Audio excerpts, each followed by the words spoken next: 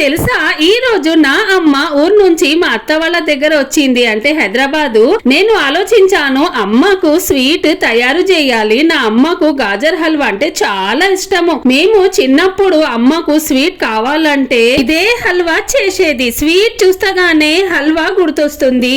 అమ్మ ఎప్పుడు చెప్పేది స్వీట్ అంటే కేవలం షుగర్ కాదు, ప్రేమ కూడా ఉండాలి.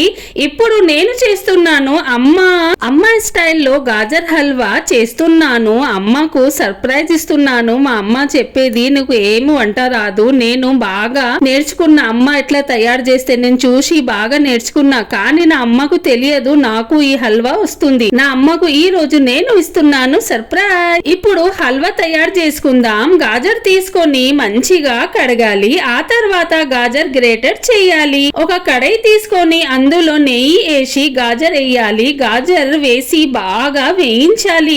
మెల్లమెల్లగా ప్రేమతో వేయించాలి. ఈ వాసన ఎంత మంచి గుర్తుంది. ఒకసారి మీరు ట్రై చేయండి. ఈ వేయించిన గాజర్ వాసన అంతా ఇంట్లోనే నిండిపోతుంది. ఇప్పుడు కొద్దిగా నీరు, ఒక కప్పు షుగర్ వేసి కలపాలి. కొద్దిగా ఎర్ర రంగు కావాలంటే ఫుడ్ కలర్ వేయాలి. ఇప్పుడు కొవ్వ వేసి బాగా కలపాలి. కొవ్వ వేసిన తర్వాత ఎంత మంచిగా వాసన వస్తుంది. ఉండండి, ఒక సర్ప్రైజ్ కూడా ఉంది.